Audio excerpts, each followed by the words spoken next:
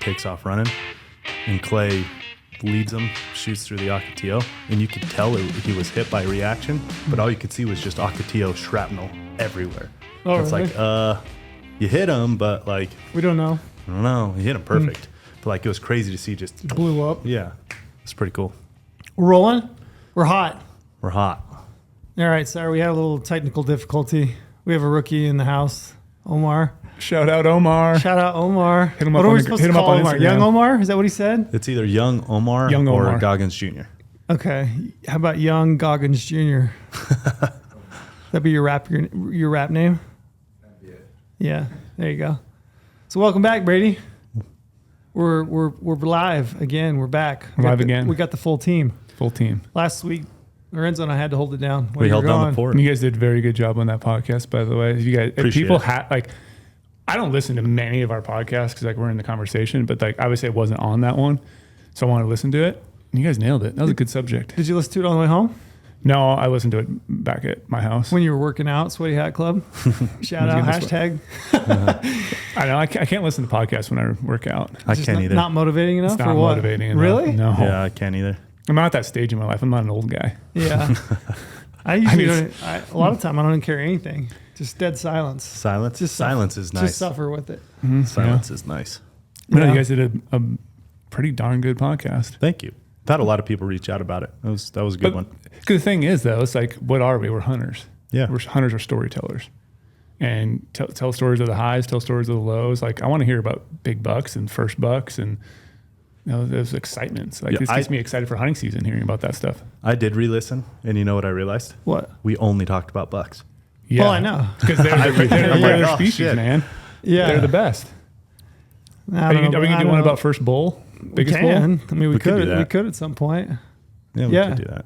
I just was thinking, I mean, archery season in Utah kicks off Saturday. Yeah. Like it's open, and you're seeing bucks rolling in, pictures from Nevada already. You're definitely starting to see people get out, and like nothing makes me more excited than just sitting around essentially like a campfire and just talking hunting stories and reliving some of your best moments. So it was fun, man. I had a good time. I really liked it. Me too. Conversation. We'll have to get your take. First buck. Oh, yeah. What was your first buck? Do you remember? Yeah. Whitetail? Whitetail. A little 3x2. There you go. There we go. Or am I supposed to call him a 5-pointer? Because it is in Minnesota. So I think you have to say 5-point. Eye guards?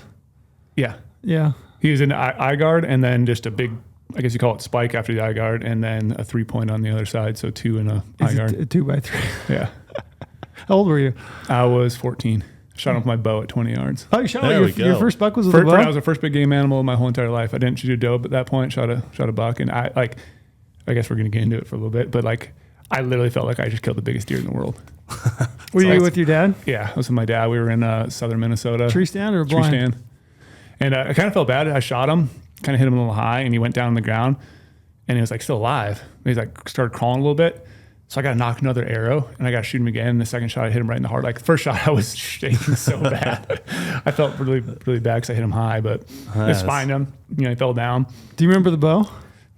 It was a High Country Protec, I think it's called. Mm-hmm. Arrows, aluminum? No, they're actually carbon. Oh, no way. Yeah, they were carbon impacts back in the day. Like it was just the switch between aluminum to carbons. Yeah. And like my dad, when I went to the Probably the pro shop, $350,000. my dad wanted me to shoot fingers. Yeah. And I was like, no, look at these cool releases. But like, you had a release? I had a release. That was like right when releases were, they were around for a little bit, but like. Were you a data geek back then like you are now? Like, is that a common thread with you since the beginning? Yeah, I say it's common thread, but I wanted the newer technology stuff and like try it out when my dad was like straight old school. Like that stuff doesn't work. Like this is tried and true. Shoot with your fingers, man. So your DNA was I was always geeking out on stuff. Yeah. But the funny thing is though, like I didn't know anything about arrow spine or all that stuff. I was like, hey, look at these 125 grain broadheads. They just sound bigger. Let's just throw them on the arrow. It's like pushing a bowling ball with a noodle. Yeah. So I think That's what that was. I think I had like NAP awesome. Thunderheads. Yeah. I was shooting yeah. back then. Yeah. And it was like the coolest thing, like getting that buck and then like you could like, obviously drive a vehicle with my blinds. My dad drove out and like, Dad, I shot a buck. And it was like died like right below my stand. I didn't get down to look at it. I stayed in my stand the whole time. I was like, if that thing moves, you were shooting it again. You were scared. Well, I was just like, yeah, probably. I was just like, I just kept staring at that buck. And then finally we got it through in the back of the truck and I drove back to camp because we had a little camp with another guy there. We were hunting on his property, and it was the coolest moment ever. Like having a bunch of people come over and look at it. We like drove it to the bar. Like legit. Your first beer that night? You were talking about big buck contest. There was a big buck contest going around that whole area. So that's what's cool about whitetail hunting is they're like culturally they are so into. Oh like there's so many of them. I mean, and just the contest of it, like those towns are always doing stuff. It's awesome. Yeah, the coolest moment in my life. I could go into that story deeper if we want to later, but it was like that was sweet. Now I was like so proud of myself that I got my first big game in with my bow, and my first big game in was a buck. It was like super special to me. And I tried like bow hunting for like 2 years before that and didn't kill anything. Drew back on some deer, but that was pretty shitty. The next day though, I went to draw back on a doe, and it was back when those rubber peep sights, you tied on. Oh yeah. I went to draw back and that thing snapped. And so like I tried to like twist it somehow. I got let down, twist it again, came back on the doe. And by then the doe blew out of there. But I was like, damn, I'm going to shoot a buck and I'm going to shoot a doe in the same weekend. Like how cool was this going to be? Ted Nugent.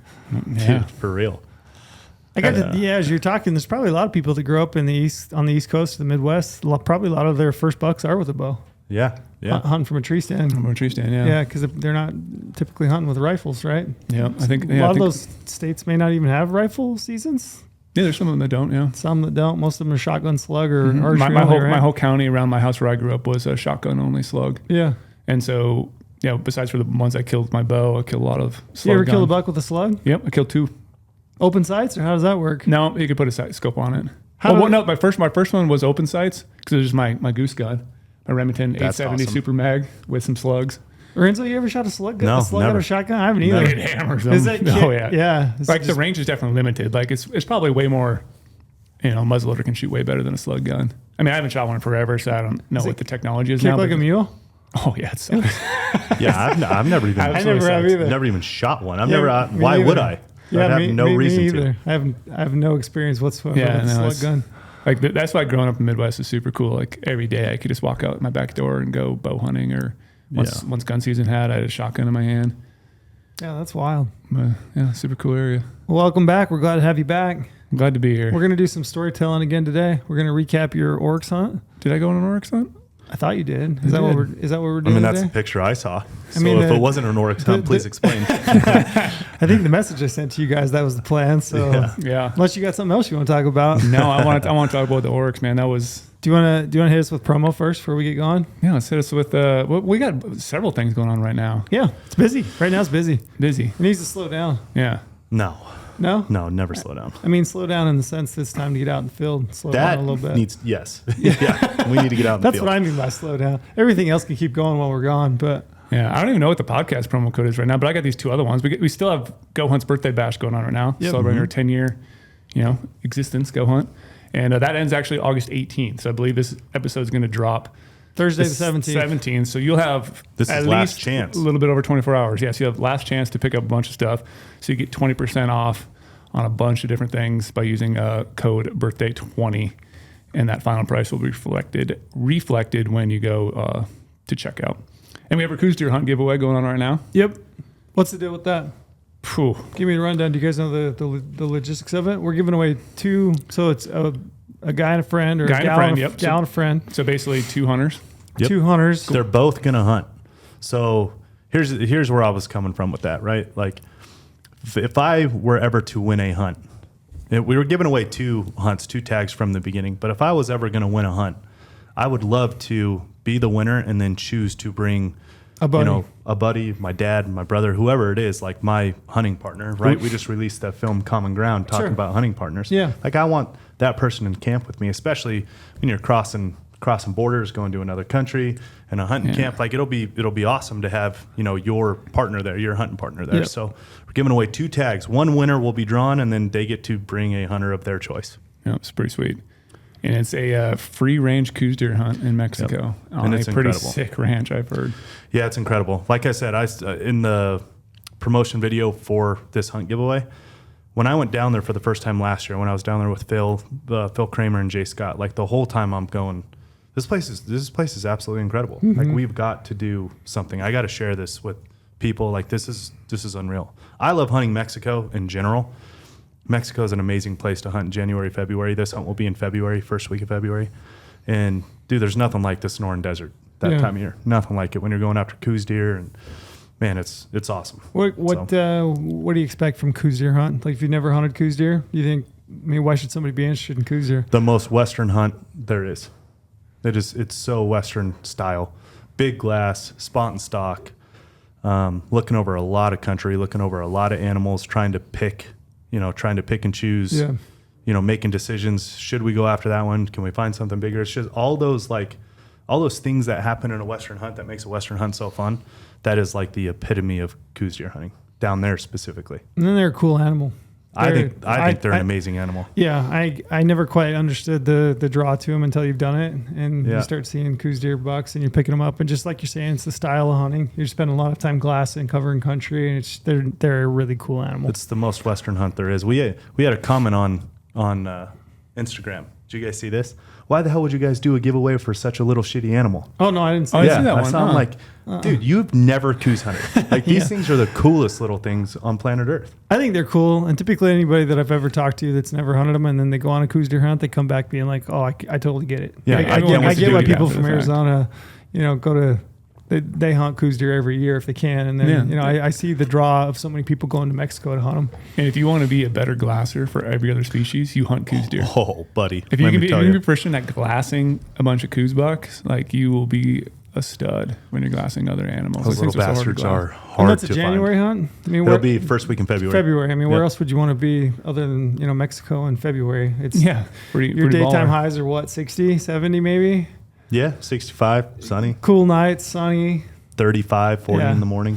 Every time I've done those January OTC hunts in Arizona, you get down there, southern Arizona, you're like, man, this is where I get the whole snowbird thing at this point. Oh, it's living. It's amazing. Yeah, food's good. So there's multiple ways to gain entries for this Coues deer hunt. Every dollar you spend in the GOHUNT gear shop gets you one entry. All current insiders are automatically entered. They get 150 points right up top. New insiders sign up, you get 150 entries into the giveaway, and you get 100 entries for joining outdoor class. Nice. A lot of opportunities. A lot of opportunities. And that goes on through August, and I believe it ends end of September, right? End of September, yep. And then the hunt will be first week in February. Cool. Get your passport ready. Get your passport. You definitely need a passport. I don't have a passport. You don't? Nope. That's a problem. I was thinking about that on what the way if you down win? today. This is a huge problem. I'm not going to win, but I was thinking about. I do buy a lot of shit in the gear shop. I wonder if that puts me in the run. Especially this time of year. You guys seen my office lately? Yeah, I've seen the Instagram. Yeah, I've seen you buying some stuff, but it is time to get loaded up. And then we still have the promo code podcast you can use to sign up for an insider account, where you're going to get points back on any purchases that you make in the GOHUNT gear shop. You also get points back if you join with that promo code podcast, which one point's $1. So you get some money to put towards the purchase of gear in the gear shop. So use the promo code you podcast. Definitely should pick up an insider membership, because if you haven't followed along on Trail's I Need an Elk Tag series, like it's time to get an elk tag, and having that insider account, watching Trail's videos, like that's a way to. And you can still get an elk tag. You can still get an elk tag. Still get an elk tag. Like, I mean, we're knocking on the door. I can still run down to my local DNR office there in Utah, or I can just jump online and I can still buy an elk tag. Yeah, archery elk tag. So still a lot of opportunities. So use the promo code. Use that membership to go hunting.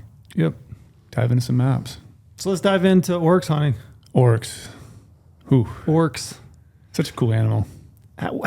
Is part of the draw just the name Orcs is like so close to your true love of Lord of the Rings? It does kind of make me feel like I'm in Mordor. Yeah. Did it feel like Mordor? Maybe, but a hot Mordor. Yeah. Yeah. Take us back to applying. Yeah. So, I mean, I guess I kind of touched on a little bit before, but like I've always been drawn. I always thought like gemsbuck are like one of the most gorgeous animals ever. You know, they originate in Africa. You ever want to hunt Africa? Tough question. I go back and forth. Part of me says maybe. Part of me says, though, there's so much opportunity here in North America that I'd love to experience first, and maybe do that later in my life when I'm older. Lorenzo, have you done Africa? I've never done Africa. I'm the same way as Brady. I go back and forth on it so much. When you talk to somebody who comes back, it's impossible to not be excited or, kind of have a little draw to it when they're telling you the stories. Is that on your radar? I just like Brady though. I keep coming back to there's so much more stuff I want to hunt in North America. Between Mexico to Canada, like there's still so much here I want to do, and I just don't want to. I don't want to bite off that time and investment to go to Africa yet. So I just kind of lose sight of it.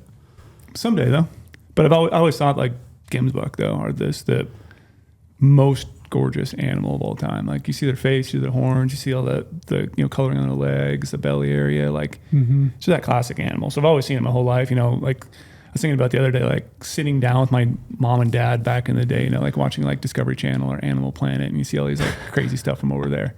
It's like all zebras. That's the one. Zebras are pretty cool too. Everybody's always like, I would never shoot a zebra, but that's like the first animal. If I went to Africa, I would want to shoot a zebra. Rugged. Yeah, rugged. Yeah. They just make the really most cool. incredible rugs. And everyone's like, yeah, it's just you're shooting a horse. I'm like, yeah, I'd shoot a horse too. If I get a tag in Nevada, I would shoot one every year. Yeah. I just find the one with the coolest markings, the coolest color. I mean, at this point, they're such a disaster throughout the Southwest desert in that country. I mean, I don't know why that doesn't bug me, but I would that would be for me, the zebra. Yeah. But a Gemsbuck, that's the one for you. Yeah, it was just I wish there's a bunch of other cool African animals, but this one just for me just stuck out as like it'd probably be my first one. Like honestly, if I went over there. So have you applied for them before in New Mexico and never drawn? Yeah, that's the crazy thing we'll get into. So like, obviously, I've been thinking about these animals for a long time. It costs a lot of money to apply for an Oryx tag. I guess I have to stay the state. Everyone knows what state it is. It's the only place you can really. It's the only place you can hunt them. Even though it hurts me right now to say it. It literally like is driving me insane to say a state it would that I'm take hunting. somebody less than 30 seconds to figure out where to go Oryx hunting. There's only one spot. So you can say it. Yeah. So yeah, it's in New Mexico. Yeah. Did you got a comment about that, didn't you? Oh yeah, my buddy on Facebook. Somebody commented on your Not really my buddy. I'm just trying to joke. On your Facebook post and said essentially that you kind of ruined your chances for people to draw. Yeah, this post basically totally decimated his chance to ever draw one of those tags. Gotcha. And I had a long conversation with him. It was really nice, but I just wanted to fully explain to him all the reasons. Like, hey bud, I get what you're saying. I totally do. He had some sheep photos posted up, and I was like, it's kind of the same thing with sheep and different things. And I guess I know sheep are, it's kind of the same thing with any species. Any species, yeah. He was proud of it, and so he wanted to share it. Any limited entry draw species. Yeah. I mean, essentially, it's a limited draw. Yeah, and I understand he wants to do this, and it's like, well, there's ways he could have done it, like the way I did it. Went through a guided draw, which we'll get into, to increase your odds. But like, I get his side of it, and I hope he gets my side of it too. And it's just like I'm very happy for this moment. I got to share it with my dad. You guys mentioned it before. I love hunting with my family. That's like a big thing to me, and I'm going to post a photo of it. Yeah. Like, I'm not going to, like, it's different. I know because, like we said, Oryx is, you can only hunt them in New Mexico. So I get that part. It's not like I post a deer and it's like I'm not wrecking all the deer opportunities. I don't ever say what state I shoot the deer in. But to that point, though, too, Oryx is only going to speak to so many people. It's expensive to do it. It's expensive to take time off. Yeah. Like, so not many people are really excited about it. It's like antelope hunting. I don't know a lot of like my friends back in the Midwest. They're not really jacked about going antelope hunting because it's an antelope. It's smaller. Sucks to suck, man. Don't hunt them. I'll keep them all to myself. I want to get into like what the actual logistics of hunting them are because I think for a lot of people, myself included, I haven't ever done a whole lot of research. Yeah, it hasn't been like a species for me that I've been like, oh, that's one I want to hunt. I've been more interested in ibex or Barbary sheep. For some reason, Orcs hasn't been like up there for me because of the plains aspect of it. Yeah, I don't know. And the other guys are in the mountains. What's your deal? Yeah, and then the other thing that you think about Orcs is like you've got on-range Orcs. Yep. And then you've got off-range Orcs. And I never really dug in to do enough research to understand like what your chances might be of doing public land DIY Orcs on off-range. My understanding was just, and again, this is just my how do you say the word? Naivete. Yeah. I'm super sophisticated. Yeah. So it might be that. I'll just say that. It might be that, but like my understanding was I was thinking that there was not enough public land to essentially go down and do like a DIY type hunt on my own, So I'd never really done a due diligence to look into it and just hasn't really been on my radar. Yeah. So I haven't applied for it ever. And this is what people probably get mad about because I know people applying for them a long time. And you guys were talking about the Brady Miller luck or whatever you guys said in the last podcast. Like that was the first time I've ever applied for Oryx in New Mexico. And that's why, a state like New Mexico with basically it's random, no point system. It's a great state to apply in. I've always shot for the stars on mule deer. I've always tried to draw an odd-ad tag. I've never drawn an odd-ad tag in New Mexico. I've always struck out. This last year, I was like, I want to finally do an Oryx tag. Did a bunch of research on Insider, obviously, tried to pick out some. Like you just touched on, you have on range and you have off range. On range is typically like 2 or 3 day hunt. Highly regulated. Yeah. Once in a lifetime for the most part. There's some of those on range hunts. McGregor range is actually not a once in a lifetime one, but most time it's once in a lifetime. So you draw it, you can't ever draw one again. Those are like low single digit odds, like severely difficult draws. But that's where like majority of the Oryx are on range, because they kind of do want to keep them on range. So it's a short hunt, which is kind of stressful as well. You can't scout. You're basically just showing up and going as hard as you can for whatever it is, 2 or 3 days to try to do your thing. So then once I know I wanted to apply, I started researching a bunch of off-range stuff. I started looking at, they have month-long season dates, which is kind of cool. And so I think they start in June, and every month from there on out for a little while. And they have a couple month break in the middle, but like, I was like, which season dates would be best for me? Well, I obviously draw odds are going to be better during the fall because like September, October, because no, everyone's hunting other big game species during September, October. So you actually have some decent draw odds then. But the hardest draw odds are when it's cold out. Like, it's really difficult to draw some of those ones that are in like quote unquote the winter, like, January, February, that type of thing, because it's enjoyable to be out there. It's like, what's the shittiest time of year with the best draw odds? Well, it's freaking August. Do you know, with that species, are there times of year when it's more conducive to hunting them? Like, is there a rut, quote unquote? When I was talking to Ryan and Cole, there probably is. I just don't know anything about it. Ryan and Cole said their gestation period is pretty quick, and they actually can go into like 2 different ruts. They breed twice a year? They can, yeah. Kind of like sheep in a sense. They have like those weird things where they can do multiple times. So that population's strong.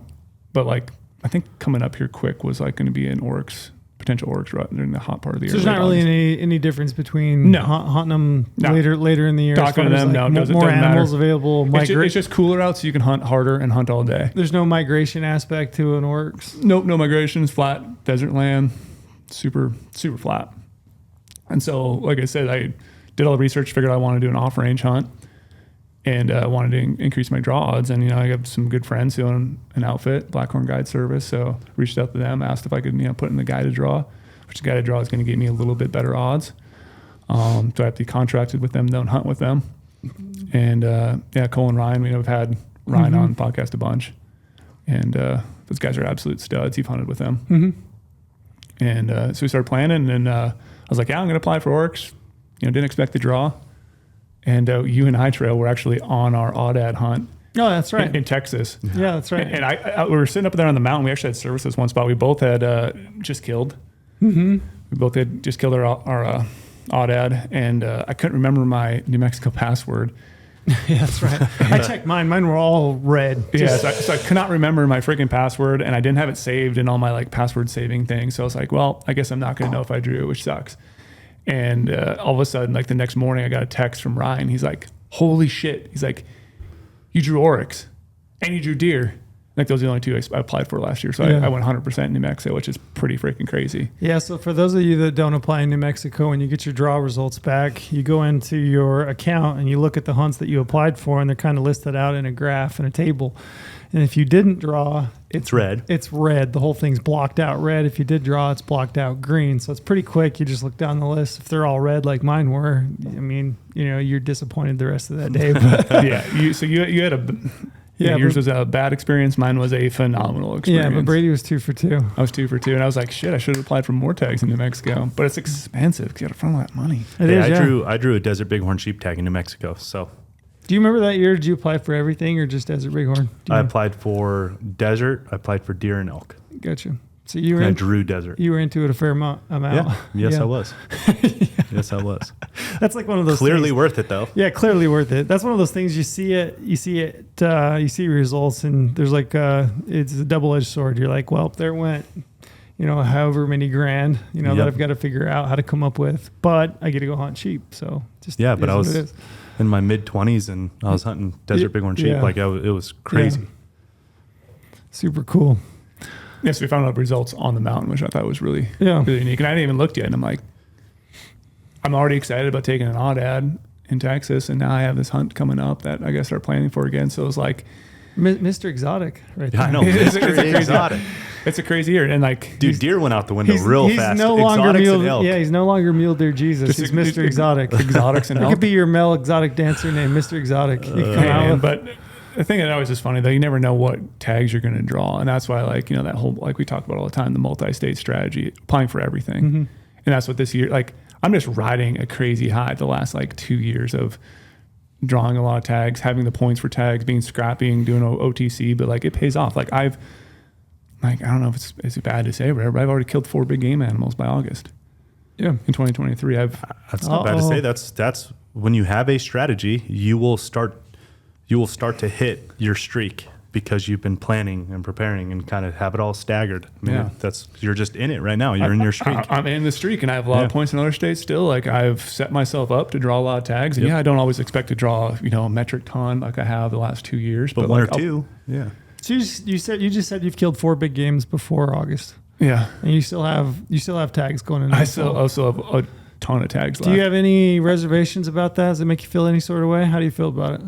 Reservations that have a lot of tags? Yeah, or like in terms of like you're putting meat in the freezer, you're out hunting, you're killing animals. Do you have any reservations? Do you feel any sort of way about it? I feel amazing about it. I got to experience some crazy cool places with some cool friends and literally just keep honing my craft of trying to be the best hunter I can be. And so like, yeah, I'm sure some people get upset like, oh, like I have a full freezer of meat all the time. And, I definitely give meat away to friends if I need to, but it's like, I'm not taking any opportunities away from anyone else. A lot of these hunts are either easy to get. At Oryx is a little bit harder. I've killed an oddad, a mountain lion, killed a black bear with Omar. Shout out Omar. And Young Omar, sorry. Omar. And then an Oryx already, and it's only August. So but it's like I'm a single guy now. Yeah. And so like I have opportunities to go and do some crazy things, and I set up my whole life just to hunt. That's all I care about doing. I don't care about anything else in this world but going out and hunting. So if I can pick up tags and go do it, I will go do it. Well, I just heard that his freezer's already full, so at least half an Oryx. I know, and I've heard Oryx is the best there is. Me too. That's so. where I'm going with it. At least half this Oryx can bleed out to other people. Oh, okay. That's what I'm saying, no, right? I was talking to Jared in our office, and that's a funny story. He shot in several Orcs before. And his military veteran was on the range there in New Mexico. Yeah, so you can get those fairly... For a good reason. He should have been allowed to kill as many as he wanted for what he did. Yep, 100%. And at one point, he was going to give, a friend or something like that, some meat. And so he went downstairs and grabbed some other freezer, and his wife saw those Orcs meat. And she's like, you will put that back right now. You do not gift out Oryx meat. Huh. So I thought that was really cool. And everyone, yeah, everybody says, rumor on the streets is that it's the best eating. You got to bring it in so we can try it. Yeah, I was listening to guys like, we should definitely do a little barbecue. Yeah, I want to try it. Yeah. So far I've already, we're jumping way ahead, but yeah, obviously I killed an Oryx. But yeah, I cut up all the steaks this last weekend. I made a ton of bratwurst, some bourbon flavored bratwurst. And then I made a bunch of pepper sticks. Ooh, pepper sticks with Oryx. And I was amazed. Sounds pretty good. Did you the amount of steaks, some of it out? The amount of steaks I got, I don't really do a lot of steaks. Like you've heard me, I think I've talked publicly about this. I will grind backstraps and grind tenderloins and just make grind meat out of them. Like I don't do a lot of steaks because I don't know. I just like burger you're meat. Weird. Yeah, because I'm weird. Yeah, that's an odd thing. That's steaks weird. are delicious. Most people know I'm very odd. I'm a very odd odd person to begin with and very detail oriented about things. And I'm just like, I'm in the zone right now. I don't really feel like doing steaks or getting my vacuum sealer out. I'm just going to grind these backstraps. But Oryx, I made a ton of steaks out of it. Nice. We'll have to throw one out on the trigger. Yeah, for sure. I want to try it. Yeah, me too. So you drew the tag. You got the tag. Drew the tag. And that's when planning started. I've never hunted Orcs. You've never hunted Orcs. I've just leaned on, Ryan and Cole, like, what's this hunt going to be about? We've had them on before we actually talked about Oryx. We pulled up that map. Like Orcs are a crazy animal. All the vitals are kind of front of the shoulder. They have a big vertebrae column on their spine area. And remember in the last one of the podcasts we did recently, we were like, why do they call them Oryx? When they call them Gemsbuck everywhere else. Yeah. Then Ryan texted us, and I actually have it written down on my notes right now. I'm going to read through it. So he gave the best explanation for this whole thing, and it actually makes a lot of sense. Before we did the podcast, I should know why we call them an Oryx and why they call them Gemsbuck. It's like I always try to do a bunch of my research on things, but this one I just didn't do it. But so here's the reason right now. Oryx, I guess, is the main genus name, but there are 4 subspecies. All right. You have Gemsbuck, you have Scimitar, Arabian, and East African.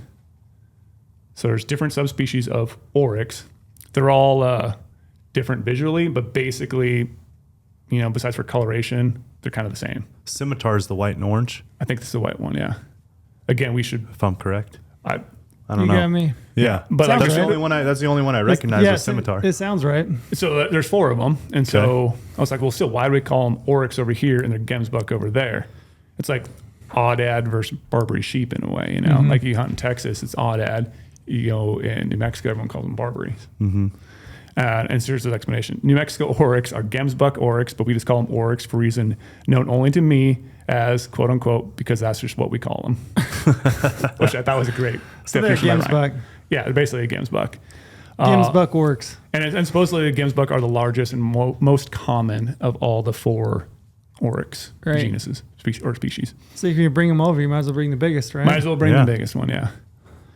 So I can't remember exactly when they were reintroduced, but we had that podcast back in the day. We should probably pull that up. But it was like, what, in the 60s? I think 50s or 60s is what. Yeah, I think one of those two. Yeah. Yeah, introduced them on range and, you know, just Now that you've hunted a couple exotics this year, do you have any? Would you like to see them added more opportunities to other places? Trail. Like, how are do we you- going to talk about our secret text messages that you and I talk about? Maybe just real quick. I'm curious. Yes. You think they should be Yes. at the cost of native? Jeez. We both have a biology background. And here we are talking about bucket biology. Yeah, it's just this is one of those funny ones because it's like you like to hunt, but then I am hunting's not a everything. biologist though, so coming from me to you two that would have a lot more knowledge about this than myself, obviously. There's got to be a way to do both, like on this on-range thing, right? Like at what cost did it go to the natives? If there is any cost to the natives, then I would say no, don't do it.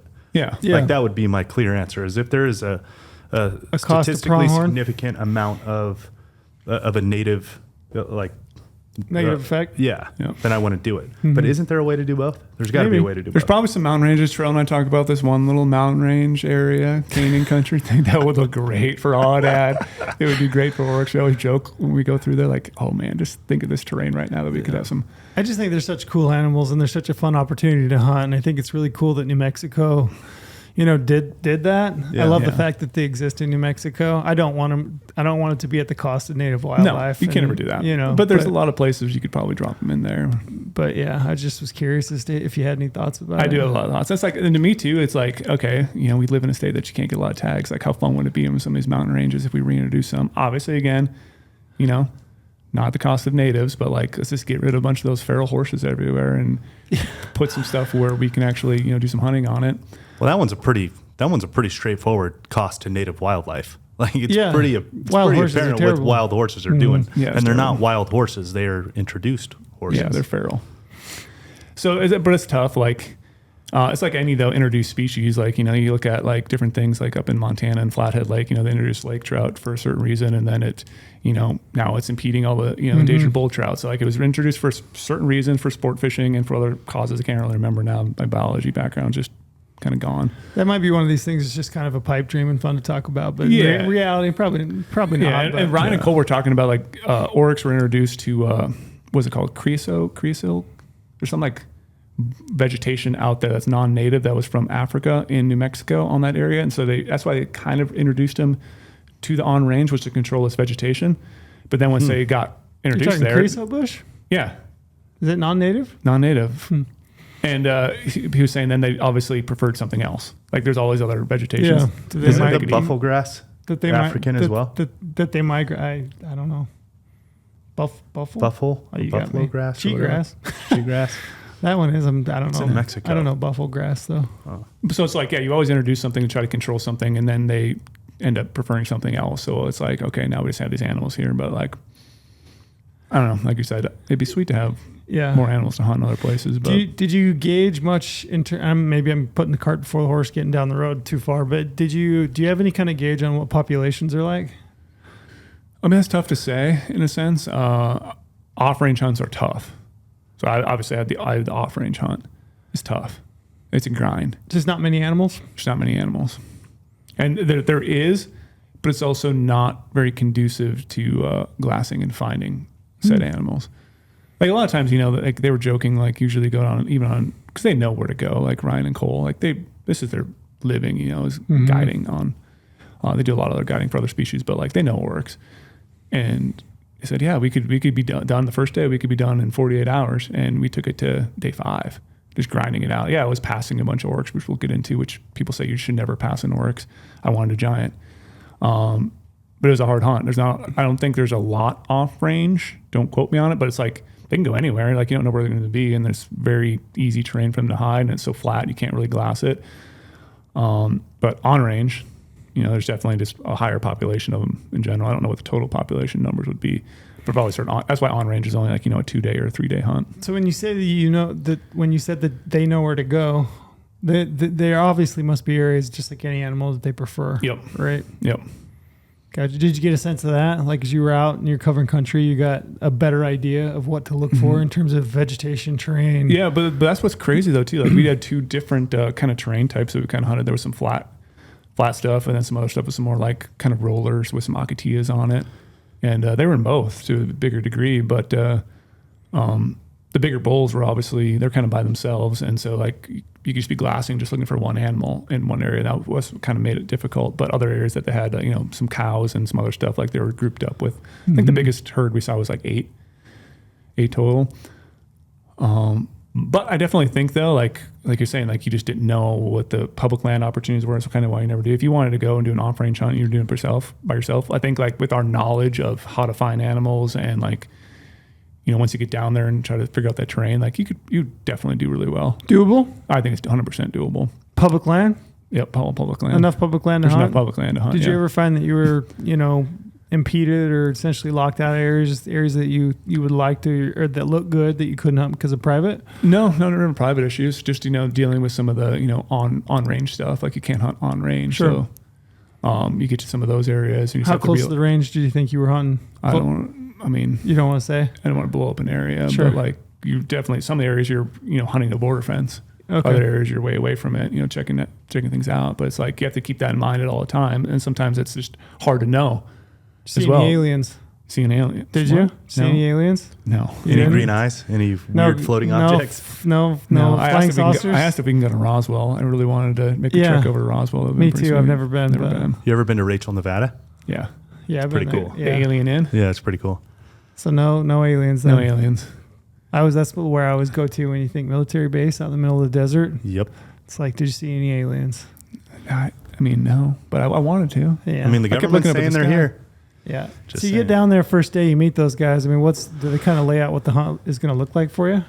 Yeah, it's in just kind of animal hunting, running around, covering as many miles as you can to pick up, trying to get as high as you can. A lot of times we're standing on top of the cab of the truck, on top of the coolers in the back of the truck, and I was like, why don't we just go drive all the way back to someplace and just go build a high rack really quick? Are they like deer and elk where they're more active like morning and evening, or are they pretty much out all day? They're pretty much out all day, but during it was a record high temperatures when we were there. Like normally it's in like the mid 90s. We were well over 100. And so we were hunting them heavily, obviously in the morning, heavily in the evening. Throughout the midday, we're still hunting them as well. But I think a lot of them were trying to find shade where they could. And that's the difficult thing over there. There's not a lot of shade. I don't know how all these animals actually survive out there. I really don't. Are they shaded up, bedded, or They're kind of bedded, but they say they don't bed for very long. Like we even notice them too, they'll bed, and then like 30 minutes later they'll stand up, kind of like a horse. Stand up and like try to face the wind or whatever, like get some wind on you. They do a lot of standing around. You always see those horses just kind of, standing around. But it's basically though, you have to cover country because there's areas that they're there and there's areas that they're just not. And it's so flat, like they're not there, they're not there. You're not going to like all of a sudden kick one up, like bedded down, because you can usually see I call them like black toothpicks. Like you can see the little black toothpicks, sticking above the brush, the big horns. So you guys are just basically driving. How many miles a day you covering, you think? Ooh. Couple hundred? Yeah. Really? Oh gosh, yeah. We're covering so much ground. Like obviously sometimes we're driving a little bit slower, checking things out. We're going on a bunch of little like random hikes here and there. Just to try to get elevation. That was the main thing. So a lot of times we were getting further away from the country we wanted to look at and just getting at a little slight high point and glassing miles and miles of country. So any little hill, any kind of elevation that you could get up to, you're hiking out to it and sitting down and putting the glass to. Yeah, but that's the hard thing though too, is because you have mirage, heat waves. Mm-hmm. And so that's why like the mornings were very vital. Like we have to like really try to get in our best spot possible that we think that where the Orcs are going to be in the morning, and try to do all of our long distance glassing right away in the morning. Try to pick apart little areas. Try to see, okay, there's an Oryx there, there's another Oryx there. Let's try to judge them really quickly, because once that sun Yeah, maybe it was around like 9 a.m. or something like that. Once it's there, you're really cut on how far you can glass. Are you getting up early? That's the other difficult thing about, like I said, this hunt was a complete challenge. Because you had to get up and get going? Well, because it's daylight. Yeah, Brady loves to sleep. Yeah, I love to sleep. But Loves to sleep. But it's daylight for so long. So you Yeah, have like long 13 and a half, 14 hours of daylight. And so by the time you get back every night, you're hunting until late at night. Like in the fall, it gets dark at 5, you know, like you have a lot of time. But like you're hunting so late, by the time you drive back to camp, because I said we're covering country. Are you base camping then? Yeah, we had a wall tent set up. Okay, so you're going back to wall tent every night. Yeah, we're going back to wall tent, yeah. And we put our wall tent out in the middle of nowhere away from some roads because, there's some traffic, let's say, in the area that could be going through there. Mm-hmm. I won't discuss what kind of traffic, but there could be some traffic going through. You never know. You put an ing on the ending of traffic? Trafficking, yes. Trafficking. So we put our wall tent way of up on the main road. But so by the time you get to your wall tent every night, by the time you eat food, like the first night we had Cole cooked up some baller ribeyes. Mm-hmm. I haven't had a beef steak in I don't know how long. Yeah. It was pretty good. It was pretty good. It's good. It was pretty good. Let's just be honest. It was pretty good. But then by the time you eat really quickly, and all the other nights we were having just freeze-dried meals. Mm-hmm. But every night we're going to bed at like 11:30, and we're not hanging out at camp because like it's still 85 degrees out when you get back in the dark. Like there's no cooling off at night. So at night you're sweating. You're not getting great sleep, which is why I love data and like, tracking all the stuff on my Whoop strap thing. Like it was pretty cool. Like I was literally getting like 4 hours to maybe 4.5 hours of sleep a night. And then we're waking up at 4 a.m. Mm-hmm. I'm pounding coffee, having some oat really quick, and then we're on the road trying to drive to our first glassing spot and try to, cover that. What's first the fuel couple situation like? Scary. Are you carrying a bunch of extra tanks? Oh yeah, we had a lot of jugs. Yeah, and so then one of those ones where I was joking with my dad. I wish we would have carried a 55-gallon fuel drum. Like we used to do that hunting a lot in a certain state in the West. Do you have enough fuel to get you through the 5 days? Are you guys going back to refuel? No, we ended up going back once. Like we were just checking out different areas, and we just said, let's just make a long haul. We resupply some ice and some coolers. And so one of the days, he actually went way off into town. Like towns are nowhere nearby either. Like there's no cell phone service right there. You're remote. It reminds me of like one of the more remote places, just because you have to be so far out there. So are you seeing orcs then? Yeah, every day. Pretty much every day. So the first day, like we started driving in, that's when I got my first glimpse of an Oryx. And I was like I don't know what you call it, kid on Christmas. Like I was so excited. Mm-hmm. I saw the Oryx, I told him to stop. Like I was driving, so I stopped. But Cole was up in front and he stopped his truck and we were looking at it and I was like, this is the most gorgeous animal I've ever seen in my life. How far out? 250 yards. Oh, close then. Yeah, it was a cow. How do you tell the difference between a cow and a bull? For the most part, they're just a little bit skinnier. Besides the obvious. And they're, besides the obvious. There's a little bit skinnier horn, and typically there could be longer horn. And so it's kind of really hard to tell. So really just horns. Horns, just basically horns mass and horns the length. mass and the It's length. like a mountain goat kind of thing. Yeah, and then the obvious, just looking around. Yeah. You creep looking around body parts. Did you take the time to do that? No. Or did those guys kind of have like a pretty decent idea? Like, yeah, that's a cow. Yeah, most of the time they'd be like, oh yeah, that's a cow. You can just Did you tell the difference? I don't know. No, you couldn't have? Not really. Yeah. Have never seen them. No reference, right? No reference at all. But like once you start seeing a few of them, you can be like, all right, it seems like this group is probably a bunch of cows. And all of a sudden you see some other ones that are like, a little fatter horned and they're a little bit shorter horned because they're younger. And like, okay, those ones are bulls because I can just you think like tell. A young it was bull. like a group of bulls in a sense where it was a group of cows. Like, so saw my first one. I thought it was the most amazing experience of my life. Like literally it was like, this is why I'm here right now. These things are absolutely gorgeous. And I was like, I had to pinch myself. Like I have an Oryx tag. I've always wanted to hunt one of these things. Super cool. So that was the drive in, and that drive over. That night before, I got 1 hour and 45 minutes of sleep. So I was dogging. Yeah, but I was super excited. Saw my first Oryx. Do they call a female Oryx a doe? Cow. A cow. Cow and bull. Cow, bull, so calf. An antelope, you call it a doe antelope. Yeah, it's really, really weird. Antelope, it's really interesting. But you call it a bull and a cow then? Bull and a cow. Do you call it calf? It's a calf then? Yeah, a calf. Seeing calves? We only saw 2 calves. I can imagine like a calf at Orcs is a cute little bugger. They're brown. Their body's brown. Oh, really? They're dark. Totally different color. When do they change color? Just when I think they're maturing and get a little bit older. That's interesting. You couldn't really tell any difference between a male and a female then as far as coloration goes. Not coloration, no. Pretty much the same color. Yep.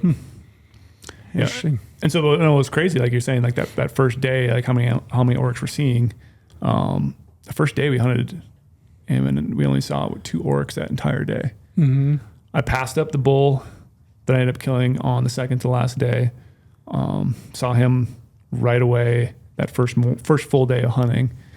And Ryan looked over at me and he's like, "Oh yeah, I'd shoot that in a heartbeat." Broken horn? Broken horn.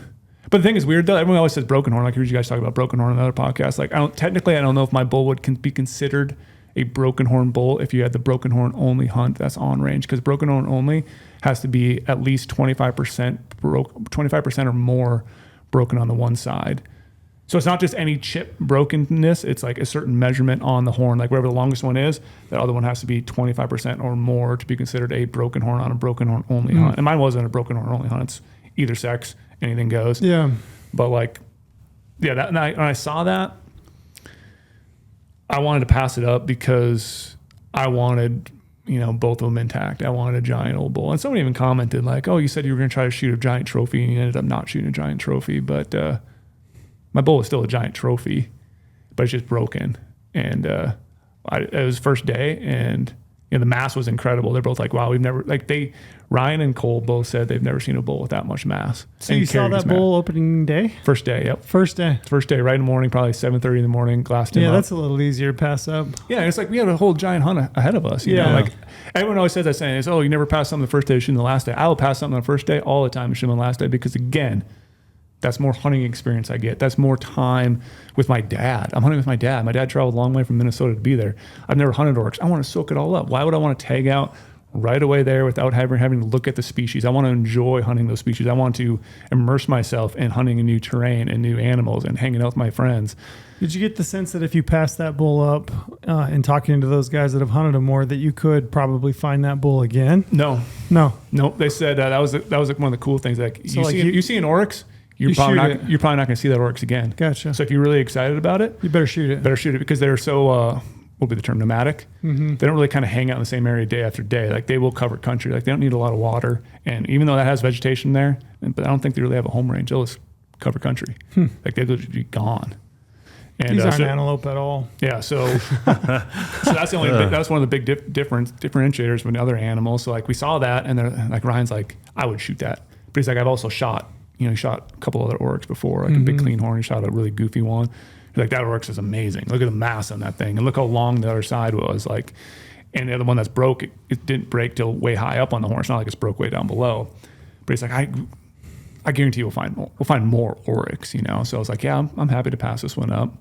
We did see a bunch of mule deer, by the way. Oh yeah, really? Oh boy. Good ones? No, it's hard to tell. They're still not grown up there yet. Yeah, they're not. You can't even really see the G2, G3. It's kind of just going, but like good frame, good eye guards, mass. Yeah, a lot of mass. That's awesome. They were easy to spot compared to an Oryx because like they were there in the same spots every day. We kept going back to like, oh yeah, there's a mule deer again. Do they blend in pretty good? And Orcs? Yeah, just based on like their pattern of their hide. I'd say yes, depending on where they're at. Like if they're in some of the higher rock areas, it seemed like to me it was easier to pick out. Or like I wouldn't say rocks, just more there's different terrain and acatillas. But they were down like the vegetation, like flatland stuff. It was kind of hard with all the haze and stuff to pick them up. But once you actually saw one or saw it move, you're like, oh yeah, it's an Oryx. One thing I saw somewhere, I don't know, online, but they said one of the easiest parts to pick up is just that swish and tail, because they've got that long black tail with long hair on it, and they're just always swishing it back and forth to probably flip flies or whatever it is they're doing. But so no, they're super cool. But they did say like, Brady, you're crazy for passing right now too. Like we know you can find more Oryx, but just realize like that's a big one. Most people don't pass Oryx. Like when you go on an off-range hunt, especially, or even on-range hunt, you're kind of shooting the first one you see. Obviously you might pass up one if it's super broke or just way too goofy or whatever, but like most people don't pass up on off range because like I said, it's a tough hunt. I was like, I'm fine to do this. Passed it up, started driving around more, checking out some other country, hike some new areas. And my dad's calling me. Speaking of that, he probably wants to talk about hunting. And put him live. Put him on. And then that evening I passed up another Oryx. It was a really small cow, like a very small cow, like maybe like, I don't know, maybe 29 inches, maybe 30.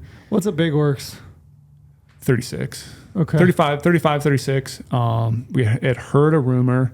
This was the other reason why I passed that bull up opening day. We heard a rumor of a 40-incher. Oh, wow. 40. So I've heard Ryan and these guys talk about it. 40 is like the 200 or 400 mule deer elk kind of thing, right? That's like absolute giant. Yeah. That's like 40-incher. the ghost number that everybody talks about. Yeah. But again, it could be something that's very unobtainable too. Yeah. Like, and they're so hard to judge. Yeah. Like we were talking about, like, okay, can you really judge a 36 bird or 35 like on the hoof? There's probably some comparison you can make between the length of their face, I would think, if you looked Yep, at them. they talk about the face a If you lot. got into it, just based on what I know about other animals, I Yep. know that you can probably draw some conclusions. Mm-hmm. Yeah, so I passed up another cow in the evening. Just, wanted to pass. It wasn't what I thought it was going to be. But yeah, then I think we had a couple days where we really, really struggled to find oryx. Like we found some, was it here? Day 2. Yeah, day 2. Day 2 was tough. I don't think we saw any oryx on day 2 of the hunt. So after that first day, the next day it was a rough one. Just driving around in the heat, just getting like we obviously were covering country in a pickup, but we have 4 dudes in a pickup. And I feel bad because they're like, "Hey, Brady, you sit in the front." And I'm like, "No, I'd rather have someone else sit in the front." But like, no. Yeah. But I heard my dad and Ryan were in the back seat, and they were their bodies were just absolutely destroyed from all the miles you put on the rough roads. But that truck smelled really good too. Yeah. Oh yeah. It's a different kind of hunt. I know. I mean, you could look at it in different ways, but I mean, typically that type of hunt doesn't sound like super appealing to me. Just like driving and glassing and driving and glassing. I mean, it's okay to do that for a day. Like if you've been antelope hunting and you hunt that way, it's no wonder. I mean, I always tell people in Wyoming, if you draw an antelope tag up there, how do you kill a big one? Well, guys that kill big antelope usually in Wyoming are the guys that can just hold off the trigger, can just cover miles. Window time. Yeah, and I think it gets really uncomfortable for a lot of people pretty quick. You can only drive so long on a dirt road before you're just completely bored stiff of it, and you're like, that one will do. Yeah. And you shoot one. That's why I like antelope hunting, though. That's what draws me to it. To find a big one is fun. It's a different kind of It's grind. a lot for of sure. digging. Yeah. Yeah, I'd rather be hiking around. Yeah. Like, honestly, but it takes a mental toll on your body to all right, sit in the heat, go hike up here in the heat to try to glass, all these different, hunting strategies. That's why I like hunting new places, though. It's like just learning something new. Your image stabilization binoculars, those SIGs, they work out pretty good. Oh, yeah. As you're driving, 16 powers. There was You probably went through a battery this hunt, huh? Actually, I did go through a battery. Yeah, I did. Because I've been using the brand new ones, the 16s that have the super stabilization mode on them. But at some point, we were driving around and there was some antelope. I think we had an Oryx once on the side of the road. And I was like, "Yeah, keep driving, guys. Like, you want to stop to look at?" I'm like, "No, keep driving. I got stabilization binos." Mm-hmm. So I handed him my dad, and he's like, "Holy gosh!" I could literally glass him as we're driving and see him. Yeah, obviously it's slightly bouncing around, but it's not bouncing around to a degree normal binos would be. Yeah. But yeah, I could go on a rant for hours on those, how amazing those things are.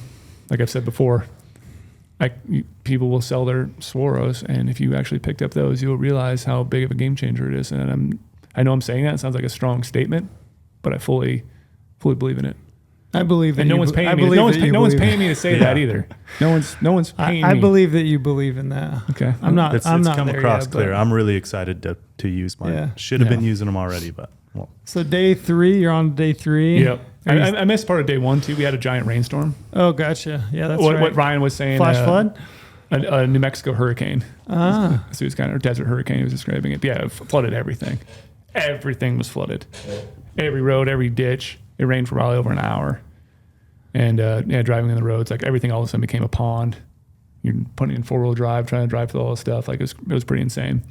But then the third day, we had another rainstorm in the afternoon, which we'll get to. But so it rained a lot while we were out there, even though it was really hot. So it rained and then got crazy hot. But morning of the third day, we set up as a high point again, glassing all this flat country. And we've been glassing for a while, hadn't seen anything. Of course, we've seen a metric ton of antelope. They're easy to spot out there. They hang on the same spot every day. We found a group of 3 Oryx. One looked giant, one looked goofy, and one was broken. And when I say broken, it was broken 5 inches up. What do you mean goofy? I described it as an Oryx that somehow mated with a doll sheep. Oh, it's got some curl to it. Full curl. I'm talking going up curling didn't down shoot by the him? nose. Why the I'd hell shoot did you him. not shoot him? Yeah, I'd shoot him. Yeah, dude, it was goofy. Full curl I orcs. have some video, but I can show Why you would guys. you not shoot him? Both sides curl. Both sides curled. They No went way. straight back and curled down and came up towards its face. How long? I don't know, 25 inches. So pretty good one. Yeah. It was Mass? Did it have mass? no, it was really skinny looking. Huh. But I'm like, it was like growing near its face. I didn't get a good look at it. But he's like, oh yeah, sometimes they'll grow into their face. Yeah. Like that's Oh, a that's- horrible. Like if I had that happen to me, I would be just like beating against a rock all day trying to break the horn. I wonder what causes that. Yeah. I wonder if it's genetic or if those got busted up or Bent up when he was young or something? Yeah, pedicle. I guess I don't know if they have a pedicle. It's a horn, right? Yeah, so we spotted those ones. We're like, all right, we got to go after them. Like we gotta cut the distance, and we looked on GOHUNT maps, found some roads that we could go drive down to kind of cut the distance off because we're way up on this high point. Got all the way down there, and all of a sudden, right when you get down there, you can't find them anymore. Obviously, this is where marking waypoints, use your rangefinder tool all comes into play, like marking exactly where the animal's at. Marked where they're at, drove down these roads, parked the truck, got out a little bit, and we're like, okay, there they are, they're way off in the distance. I could kind of see them. Like the topography then wasn't totally flat, but you could just see their, again, black toothpick sticking above the brush. It's like, there they are, let's go on a long stalk. Got some digiscope of them. My dad elected to stay there because we were going to hike as fast as we can. Because like when these Oryx are feeding, especially with feeding away from us, they said like you won't catch up to them. Yeah. Like you will not catch up to them. They just go and go and go. They don't stop and mill around. They feed very quickly as they're just walking or just. In terms of senses, is it eyes, ears, or boy. eyes, nose? I don't know if I've hunted anything that's great as better eyesight than Oryx. So eyesight's the ticket. Like they pick you up and they're gone. Gotcha. And when these things, like for a while, I was like, why when we spook them, do they run and they just keep running? Like they never stop. Like deer, elk, every animal will stop and like give you a shot opportunity or something like that, or an opportunity to glass them again. We started thinking about it. It's like, well, where did they originate? Africa. What was chasing them in Africa? Lions, cheetahs, everything. And when those things, they're constantly being chased. So like their defense mechanism is just to run and run and run and run and just go. So we started stalking these Oryx. Again, I can see the goofy horn one. I can see the big tall one. Big tall one is probably like, we figured like 36 or 37. It was a cow. Oh, it's a cow. Yeah, big cow. Wow. And again, I could shoot either or, bull or cow. And we started stalking them. My dad stayed back by the truck because like we have to basically run at these things as fast as we can. We'd wait for them to get out of sight. And again, getting out of sight, it's not much topography change. So we're just like running after them, walking, trying to get the wind right. We figured we had the wind right. At one point, we got to like 900 yards. And we could see him walking around. We saw one kind of looking towards us, but the sun was, at our back because the sun was rising. And all of a sudden, you just like feel something bad happening. The wind starts switching, and we're like, "Mother effer!" And all of a sudden, look at those Orcs, and they're just fucking running. They picked you up from that far. Picked us up from 900 yards. Yeah, they couldn't really see us. Yeah, they might have been able to see little objects moving, but the sun was behind us. But also, they picked up our scent, and like they have really good eyesight, and they definitely like sense a big thing too. And they just ran, and they ran. And they ran. And we tried to loop back around, try to find them again. Couldn't find them. Hiked all the way back. Found a couple horny toads, which I thought was cool. Yeah. Took some pictures of them. They shoot blood out of their eyes? Did you make them do that? I would feel bad. So hiked all the way back to the truck. My dad's just sitting there. It's like, yeah, once you guys got like a little bit ways away, the Orcs got a sight, and that's been kind of chilling. I'm like, oh, I felt so bad for my dad. Like, I was glad I didn't kill. Yeah. Because I want my dad with me, and he's like, didn't want to hike as fast. But my dad can definitely hike, but it's like we had to hike really fast, and like more bodies there could probably spook him. It was so open. So we got back, loaded in the truck, looped back around, ended up relocating him again, but just couldn't get on him. They just kind of kept going. And like, all right, we'll go check out some new areas. But like, that's kind of what's hard though. Like, it's hard to see him. And then now it's midday. And so now it's like midday kind of sucked because now it's like, you're going to sit in a truck the rest of the day and drive around and try to hopefully like find another high spot or hike out to a high spot in the heat. And it's, multiple days it was 106. And like you're going out sitting on rocks or even sitting on a glassing pad, like you're just drenched of sweat at all times. And then you decide to get back to the truck and that truck smells lovely. I'm sure it smells so good. I'm thinking through that part of it. Everybody's thinking it. Yeah. Yeah. I bet it As soon smells as so you good. said 4 dudes in a truck, Yeah, everybody's mind immediately went to how bad does that truck smell? Yeah. But then we thought of this crazy idea. We're like, maybe a side-by-side could be a pretty good use. And we didn't have a side-by-side. So we decided to in-reach one of Cole and Ryan's friends, see if he'll drive partway over to where we're at and meet up with us to let us borrow one of their side-by-sides, a 4-seater. So we wasted a whole chunk of time that day making a long-ass drive across New Mexico to go pick up a side-by-side. And I felt really bad for the guy. I can't remember what his name is, but he drove halfway and met us. It's a good friend. Yeah, really good dude. And it's like, that's what's cool though about like, you know, the hunting community and just friends in general, like to drop everything and be like, all right, I'm going to go home, get the side-by-side. I'll throw it on the trailer. I'll meet you there, just to like, because he wants us to have another tool in our arsenal that we could potentially use. Drove all the way over there, got the side-by-side, drove all the way back. And as we were driving back, we instantly hopped off. And now we only have a little bit of time in the afternoon. Unload everything, hop in the side-by-side. And as you're driving in the side-by-side, you can just see this nasty rainstorm coming. And my dad at one point was like, you guys know we're driving into the rainstorm, right? And it was kind of raining a little bit. And I was like, oh yeah, it looks like straight hell over there. Just black and everything. Kept going that direction. We're just getting all of a sudden pelted by like rain, hail. And it's an open, it has a top on it, but there's no windows on the side. So we're just getting drenched. And all of a sudden pulled the side-by-side and angled a little bit so we can try to get out of the rain. We're like, yeah, let's not keep going this direction. Like we're trying to check out some new areas. That's why we're using a side-by-side with that, because we can cover more country faster. Let's go back to the spot where we ran into those 3 earlier and just check that area out because we don't have a lot of time. And it's not raining over there. So because of the rain, turned all the way around, went back to that same spot. We get over there, boom, picked up those 3. But the problem was we picked up those 3 and we're glassing. I'm like, all right, well, they're way away from this road right now. They're in some topography. Looks like you could stalk them. Let's just drive by them, go way away from them, park, and let's make a stock on them. So are they cool with vehicles? Like they're not as bad with vehicles? Well, it's nice because for the most part, Cole's truck is white. And so it's that white, like oil rig looking thing, you know, so they're kind of fine with it. You always hear about that in like antelope and other species, but like they just see those trucks stopping all the time. It's okay. But we're like, now we're in side-by-side though. And we're like, okay, well, we're just going to get away from them, park it, and make a long loop and try to cut them off because they're working towards the east. And we're just going to, you know, do a little triangle and try to cut them off because, again, they're just walking, getting away from us. So as we devised that plan, and we're starting to drive down the road to get away from them out of sight to then get over hill and park and then hike, we found 8 more Oryx. Oh, wow. Like, we never even knew it was there. And we've been glassing that for multiple mornings, but it's like nomadic. Like, where do these things come from? Yeah.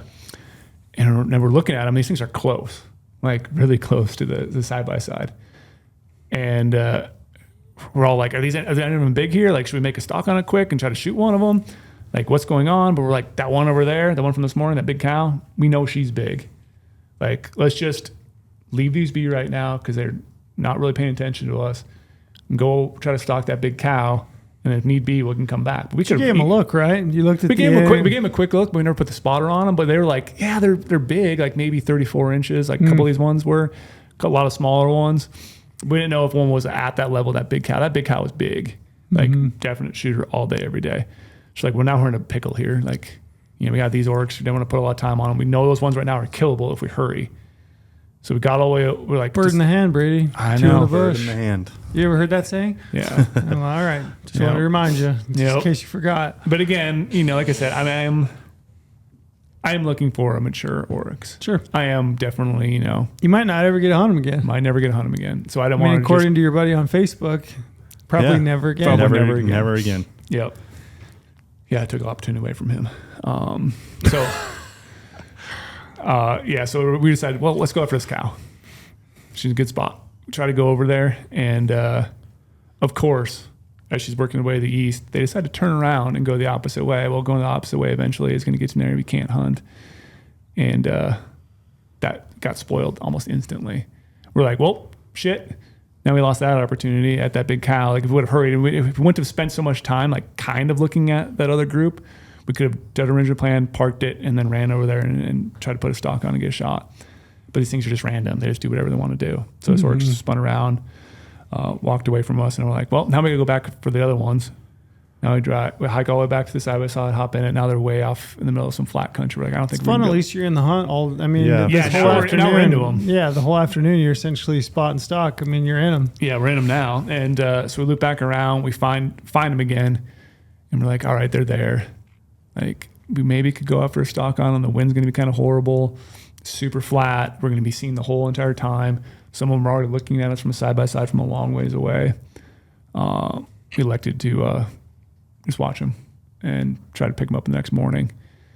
So we didn't put a stock on them, but we knew like, hey, these orcs are here. You know, they're here. They're going in a certain direction that gives us an opportunity for a lot of glassable terrain. They're kind of working towards our big glassing nub we've been going up to. So next morning, we go up to glassing nubs. They're glassing around for a while. Where are the orcs? Nowhere to be seen. The same group of 8 and the other group of 3, we couldn't pick up either of those. Finally, after like 2 hours of glassing, we picked up the group of 8, and like they were in a spot that looked like a slam dunk. Who's glassing up the most orcs? BTX? BTX is definitely king. Yeah. BTX is king. Like, no it's joke. a nice tool to have in your toolkit. Yeah, I was letting Ryan and Cole glass with a lot. My dad glassed with a bunch. Like, gotcha. It's just... I can imagine it's probably built for that. It's built for it. And sometimes I was like not using it, and all of a sudden I joked once, like, I have the most expensive optic sitting next to me. We're going to pop that baby up. Instantly I put it up. Sometimes, boom, there's an Oryx. Yeah. Like something you wouldn't see with otherwise. Like, it's a shameless plug for an awesome piece of glass. Like, yeah, it sucks to carry because it's so heavy, but it's a great piece of glass. We spot these Orcs, and it looks like an absolute awesome kill spot. There's a little like berm thing on in some topography we could see, like they're right behind there, so we can sneak up behind this little berm, be out of sight the whole time, and we'll creep up it and then try to take a shot. Because everything I've been told to, like, get used to, you know, shooting off a tripod because everything's so flat. A lot of times you can't lay down, but like this looks like a spot I could lay down and shoot off my bipod, and if I shoot off my bipod, I am game on at any distance. So we're like, all right, let's get down there as quick as we can. Drove the side-by-side down, parked in an area, we're totally out of sight, and made a long, probably like a mile-long hike. Getting through all that topography, getting closer. Finally, we work our way up to this finally that little ridge kind of thing.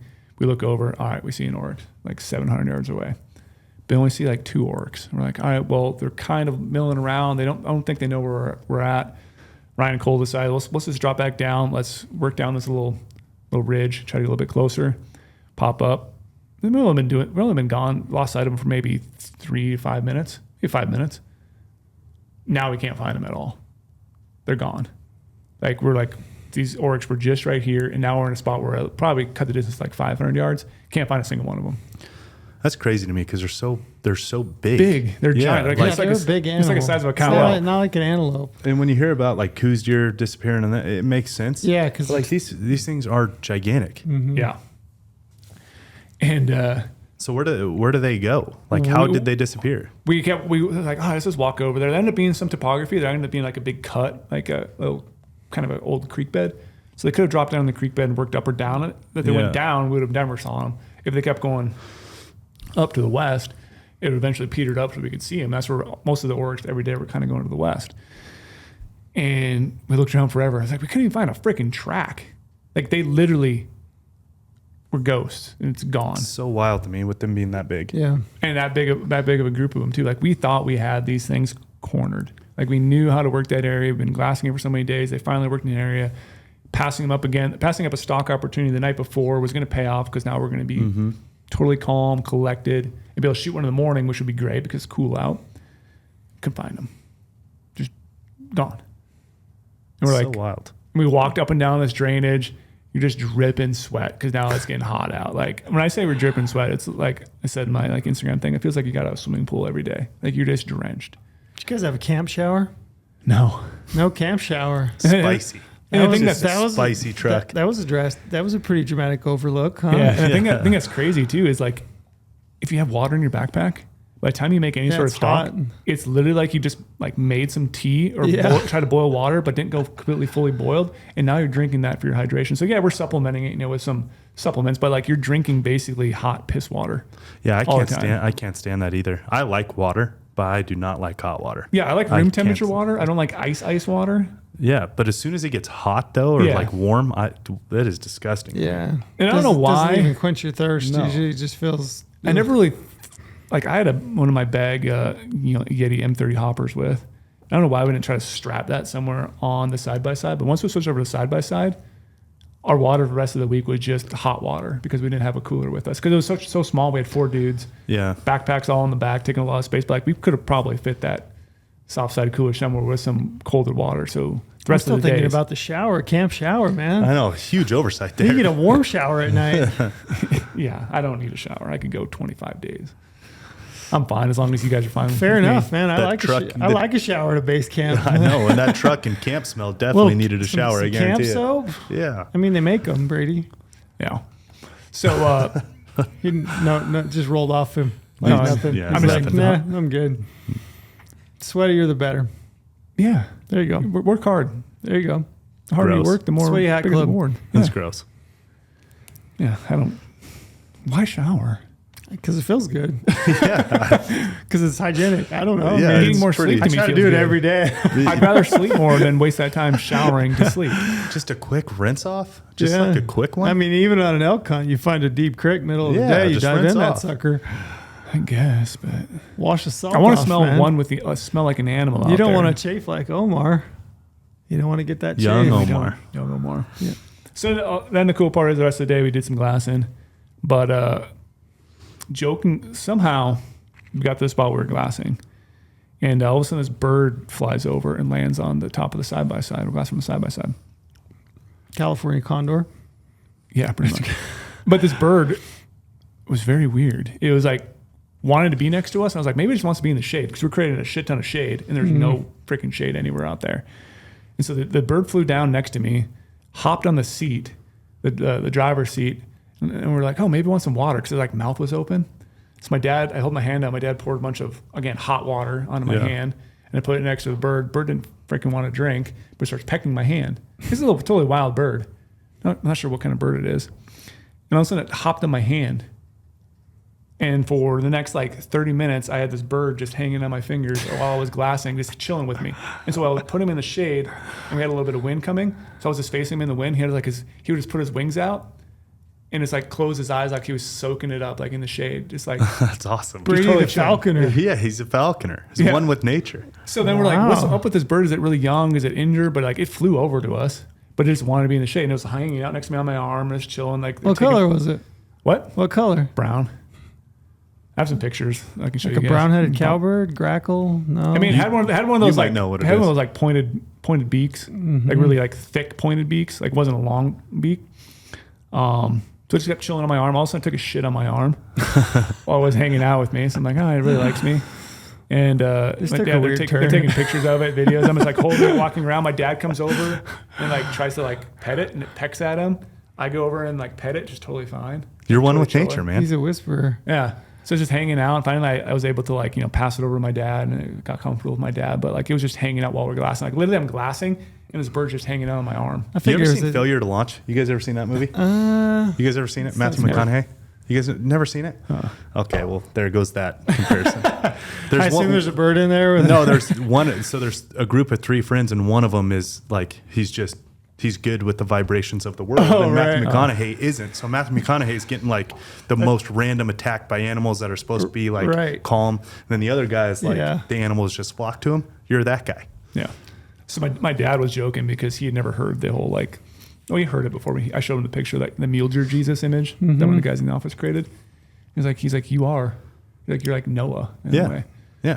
I Like figured it we're was one a with the turkey vulture vibes. because you guys stunk so bad. Yeah. He was like, "There's got to be some carry on down there I can pick apart." So then I was finally like, buddy, I gotta like actually do some legit glassing. So I like put him back on the seat, and then one of his other buddies flew over, and like literally I had one bird sitting on my boot while I was glassing, and another one sitting on my glassing pad, like these right next to me. These birds were just totally chill with us. Did you ever try to put That's one on your awesome. shoulder? No, Just like he a was on my- pirate? he was on my arm. That would have been pretty cool. That Pirate would have been thing. pretty cool. Yeah. You got a nice picture of a bird on your shoulder, glassing for orcs. So yeah, that was kind of a wild experience. We saw some orcs way off in the distance that night. Tried to put a stock on them. Got too late. But next day, now we're on day 5. So we're done with the Birdman series. Yep, the Birdman. Yeah, and Remember the Birdman in the NBA? Yeah. Oh yeah. yeah. So this day was interesting. We headed back to that same little little hill area, looking over all that flat land. Figured, those Oryx that we saw the day before, they got to be somewhere in there. We can see a giant swath of terrain. Nothing. The whole morning we didn't see a single Oryx. We're like, what is going on? Like, where'd they go? We did see another hunter in there the day before. Like, Did you see any other hunters? one side by side and one truck. That was it. Yep. How many tags? Do you know how many tags are available? I think there's 60 tags. So it's a fair number.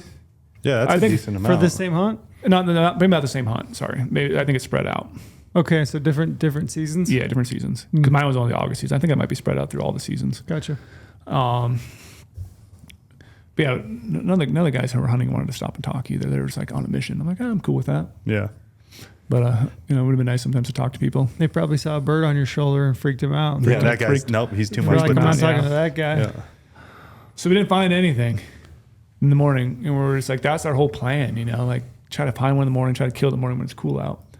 Because I'm like, I don't know what it's going to be like, shoot one in the middle of the day, like trying to process it. Mm-hmm. But then we're like, all right, we got the side by side. Let's go load it back up on the truck. Let's go drive past our camp area. And it's kind of like work some of that terrain that we were working that first day. And we get over there, start driving all the way over, and it's like driving in a sauna. Like I was hot. It was like I said, we had multiple days that it was over 106 or at 106. So you're driving in a side by side. You feel that nice wind. You're like, oh yes, the wind. You're kind of like getting cool, but like it's literally like someone blowing a blowtorch in front of you. All that heat, like constantly in your face, is brutal. And we finally get some spots we can glass and not see anything. Keep working up, keep glassing. Finally, we parked and glassed this big canyon. Didn't see anything. It's hot. So like everyone's always like moving on the one side of the side by side that actually has some shade. You're trying to like get shade and glass. Ryan goes walking over to go glass. I'm sitting there talking to my dad. Almost I'm like, where'd Cole go? Where like, oh, he's just hiking the top of this knob. I'm like, that's badass. I would have, I definitely would have went up there with him. He's like, I think we're just getting to that point where we wanted to find Oryx, and like no one's kind of talking. I don't know if we were all like, a little depressed or whatever, or upset that the morning went so sour, and like we're all just trying to go do whatever to try to find some animals. He walks up there to the top. I'm talking to my dad a little bit. We're glassing together, like talking about like, the hunt, how fun it is. And he's like, yeah, how do you think? And I'm like, honestly, I'm loving it. Like every single day I'm loving everything. Like it'll work out eventually. We're putting enough time in. I'm not worried about like, we're not going to kill anything or not get an opportunity. Because why think negative thoughts? All of a sudden I look over at Cole and he's like waving his hands, like putting them straight up in the air. Like I think he spotted one. Field like, goal. What? Field goal. Yeah. So I'm like, heck yeah. So we grabbed our backpacks, grabbed all the gear. And this is the same area, again, we saw that bull the first day that we passed up. And so we get up to him. He's like, yeah, I can't tell exactly what it is. I was just glassing this giant area. All I had my 10s on. So I wanted to look it through your spotter to see what it is. It was actually his spotter. I wanted to look through my spotter so I can verify it. But I saw an Oryx. And again, like you're saying earlier, I saw that tail wagging. That was a telltale thing. So it was a long distance off with 10s, but he was able to pick it up. It's like I got one. Looks like it's by like, little tiny bushy tree. Like it's probably going to be there now. And like now it's, 11 o'clock in the morning. It's hot. Solo. So like it could be a bull. We just don't know what exact bull it is yet. We get all the way over there, looks at it. It's like, oh yeah, looks like a decent Oryx. Let's definitely make a stock on it. My dad's with me, which I was jacked about. We're going up through here, working way through. We sit down again, look. It's like, all right, it's bedded. We know we have all the time in the world to get to this spot. We don't know exactly how big this is yet. We can see a little bit of the horn. We thought at one point there might be more of them in the tree. But it's a perfect stock. The wind's coming from the Oryx right to us, right in our face. Perfect. But again, it's just death hot. We sneak down in there. I end up starting to belly crawl a little bit, like on my knees, like they're kind of behind me, like going to get set up. And all of a sudden, like, all right, this is a good spot. We'll set up. The Oryx, the bush right where I was at, I ranged it with 397. Freaking close. That's like a 20-yard shot. Like that is like game on. Or should I say game time? Game time. Game time. Shout out Brian Campos. Shout out Campos. Game time. Game time Campos. Shout out. So I'm just like jacked. And then like this is the moment too where we talk, like you were talking about on one of your recent videos about being proficient with your weapon. So I was literally digging out rocks. I was moving rocks all around my body. I put my glassing pad down on the ground. So I could level, downhill, uphill? We're actually kind of probably maybe a little bit above the Oryx, but just straight out in front of me. But the problem is I kept having some acatillas out there and had some vegetation in front of me. It's like, oh, my bullet path will go through these little grasses. But like I had this acatilla. So where the Oryx was bedded and just to the right was an acatilla. But the acatilla was probably 60 yards in front of me, but it went up kind of tall. And I was like, gosh, if that Oryx gets to the right a little bit, if it gets up and goes to the right, I have a short window where I can shoot it. Because if it gets to that acatilla, I don't know if I'm going to take the shot, that my bullet's going to arc over the acatilla, or it's going to go right through it and impact it. Is the plan to shoot him in his bed, or the plan to wait for him to stand up? No, I could barely see him in his bed. Like he did the whole thing where he was laying his horns on the ground. Like I'm just trying to get comfortable right now and try to get ready because I have an open window to the left of this tree, open window to the right. Like everything's perfect. 397. Like if he gets up, maybe I could take a shot if he gets up, but there's some brush in front of where he's at too. So right now, like I'm just trying to get comfortable. Mm-hmm. So I'm laying on that glassing pad because it's so freaking hot. Like my body would have melted laying on the rocks. So I'm laying on the glassing pad. I'm putting my elbows out, moving all the rocks next to my elbows, trying to make the best stable position. I'm digging my front bipod in. Is your dad talking you through it? He was actually behind me, and they were just like, that's what my dad would be doing, which is, I actually was thinking about this the other day. And today I was talking to my parents on the way down, but I remember this is a little side vent, but I remember the first big bull I killed. He was with me. My dad was right next to me, and this bull was kind of feeding through the aspen, and this bull stepped out, right arm, leg came forward, and I remember my dad saying, like, there's your shot. Yeah. And, like, he was kind of talking me through it. So it just, I wondered, like, that instinct as a dad probably never goes away, even if you've hunted as much as you have. That's exactly what my dad would do too. Yeah, mine would be too. I'm sure they were doing something like that because I could hear them talking behind me, but I couldn't exactly hear because I was, like maybe 5 or so yards in front, and I'm in the zone. Like I'm literally, like I said, clearing all those rocks off, moving my bipod, trying to figure out, all right, if I'm looking through it now, if I did a little bit, finger on the trigger, just pressing on it, leaning forward into it, like making sure I have enough shoulder pressure, all that stuff, how my bipod sitting when I put some pressure on it, when I put my cheek on it, making that thing just dialed at that spot. Like I feel like, all right, if that thing stands up, it's going to stand right in my crosshairs. I know once I put my cheek on it, my crosshairs ain't going to move, and I can take the best shot possible at that distance. And it's probably part of it too. I like really enjoyed is like, my dad was, like I said, right behind me. But like I said, I would have loved if my dad would have talked about all that stuff. Like that would have been the sweetest thing to me to hear like, all right, make sure your bubble level, make sure all this. But like, I also thought it was kind of cool that I didn't hear any of that because maybe I realized in my head, like I thought of this after the fact, that he just knew that I'm doing exactly the right thing. Like he's taught me so much in my life that he just like can sit back and like, I know Brady's going to do what he's going to do. He's going to lay down. He's going to get his bubble level. He's going to get his rear rest. He's just taking it in. Like they're all just sitting back there. Like I look back a couple times, they all have their hoods up, they have their sleeves all pulled down, like they're kind of in some shade next to Nakatia, and I'm just out here in the freaking sun, just laying on these rocks. It's like I had my arms out a little bit with my sleeves pulled back, and I looked at it and like it was just drenched. Like I'm just dripping water from everywhere in my body. And I kept putting my cheek on my gun, and I was like leaning on and looking through the scope, trying to see the Oryx, and all of a sudden I pull off, and there's just like sweat running all the way down my stocks. I'm constantly taking my shirt, trying to wipe it off. At a bunch of points, my trigger finger had a bunch of sweat on. I'm like, I can't have that happen. So I'm just like, trying to wipe all that off. Like there's just sweat everywhere. And I'm just drenched. So I finally pulled down my sleeves, pulled up my hood, and I'm sitting in there, sitting on the gun for a while. Like, my gosh, how long are we going to have to sit here? I kept remembering, like they kept saying, like these Orcs get up quite often. Any thoughts of trying to get him up? I don't like doing that. Yeah. And from what I've seen too, like these things seem like they're on edge, Right. I don't want to blow out. Yeah, I don't want to blow out. But finally, though, we did get a good look at him, and they were like, all right, he's the one from the first day. He's the one giant mass. He is broken on that one side, but it's definitely a solo bull. It's the bull we passed the first day. And they're sitting back there judging him. And this was the really cool part. I could hear him talking like, yeah, I don't know if he's definitely not going to break 37. On minimum, he's probably 35. Not going to break 37, minimum's 35. And I'm like, listen, like they're going back and forth, like Cole and Ryan are talking, and they're talking to my dad. And I'm just like, you guys are talking exact measurements here, like within inches. They're like, oh yeah, maybe he's a half inch shorter than that. And they're like, okay, now he's definitely probably 35. Maybe it could be a little bit bigger, but he's not over 37. And then later on, like that's the exact measurement. Like they nailed the measurement of that Oryx from that distance. Like they are so good at what they're doing. In your like, mind at that point, are you shooting him no matter what? I told him, like Ryan said, he's 35. But he's broken, but he could be bigger. I'm like, I don't care, guys. I told him, I don't care. This is our Oryx right now. I'm killing this Oryx. My dad's here. Everything is perfect. We had one full day left the next day, so we're cutting down the wire as well. But this is a perfect opportunity, and as we're closer to, which is really cool, we could start to see that mass. Yeah, we could start to see like maybe it was a bad decision to pass him up on the first day. I guess it's a big bull, like a big old mature bull. So there I am, just laying in the gun, sweating my ass off. I had all my like optics and stuff kind of protecting my ammo because my ammo was just getting torched in the sun. Like I already loaded one round in. I have two on the side. I have to single feed everything. But there's two on the side. I was like, man, those two animals on the side are probably 130 degrees. Like they're hot. They're going to spontaneously go off. No, they're going to be You're gonna send 3/4 of an inch off at 500, and that just drives like, Brady nuts. At least everything though is like kind of validating the sun. So every now and then I leave my rangefinder sitting there, so it's like acting like it's getting the same heat that my ammo is, and double checking. All right, I'm ranging again. Before it told me this dope, now it's telling me the same thing. Like everything should be good. My binos are in front of me. Ammo wallet's right there if I need to. Like everything's dialed. The coolest situation ever. Oryx 397. Oryx finally gets up, starts looking at us, starts walking a little bit. I'm like, maybe I could take that shot. I could take him probably in the shoulder. So it's like quartering away, but it had some vegetation in front. And after talking to them, they're like, yeah, just give it time.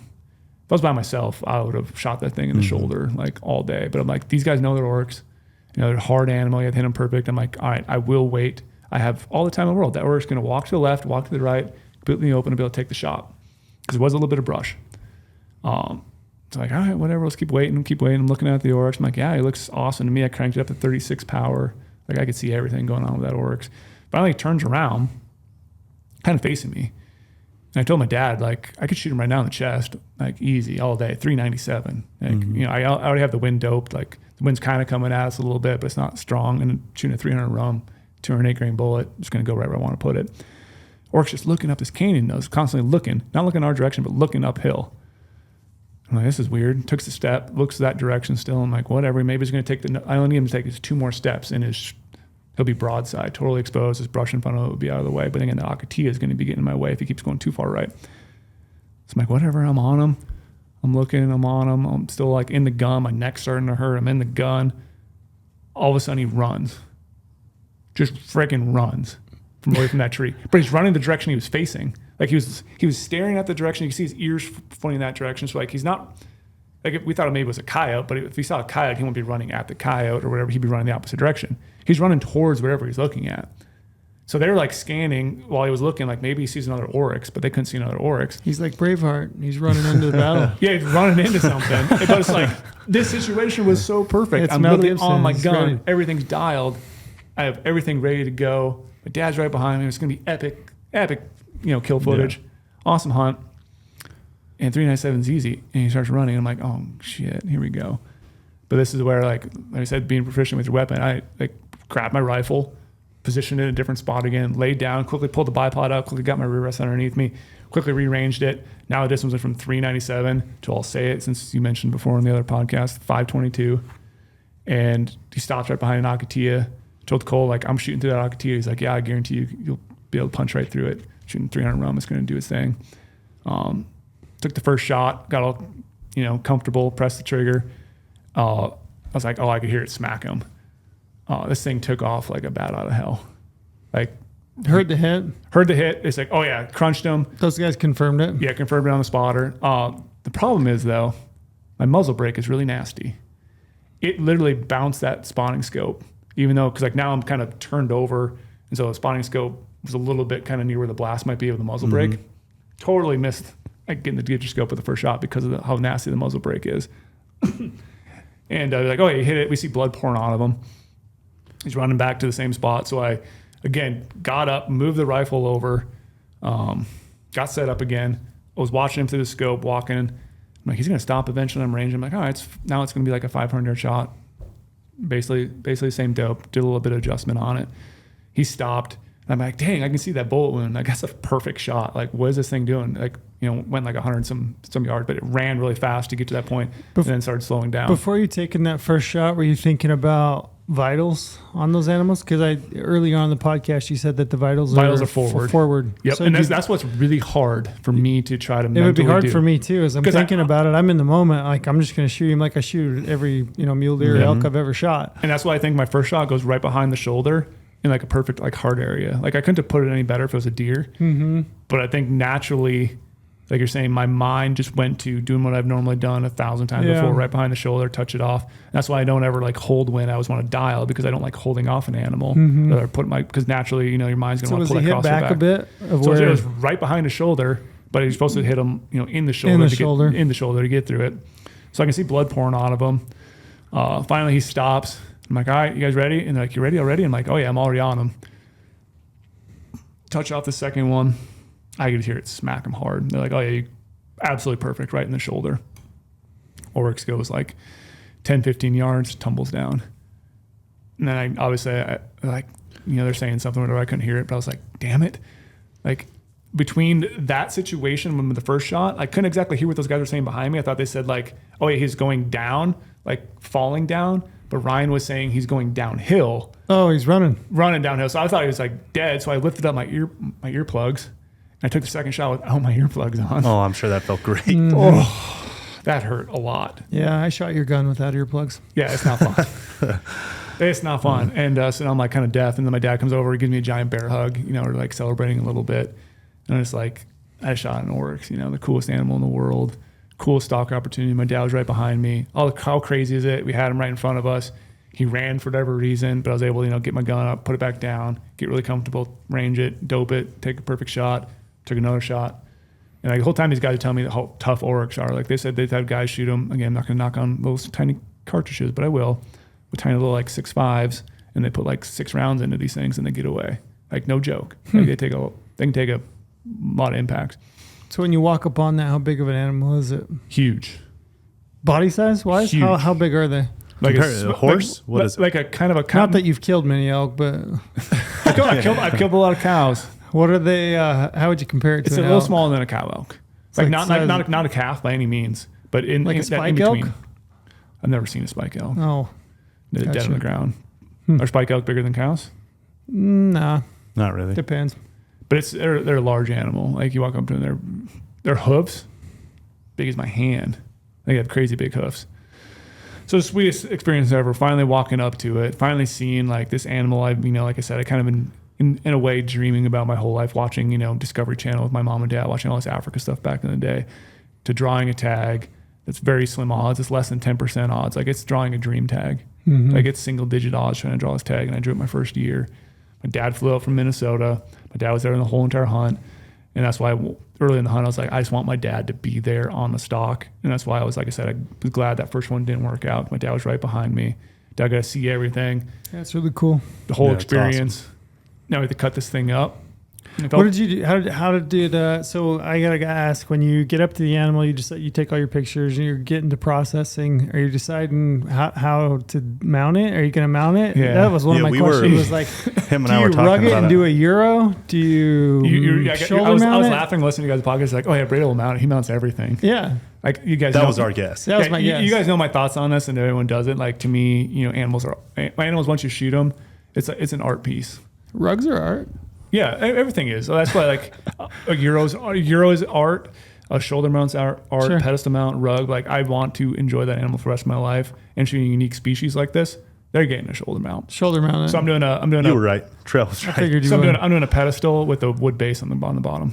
So, but when you started into the midsection on that thing and you're making that circle cut around the midsection, there was no part of you that was like, oh, I feel bad. I did not want to skull cap that guy. That would leave me gutted. I couldn't do it. No. I'd have to rug that thing out. I know. Yeah, that's what is hard. It would be tough. They are so gorgeous.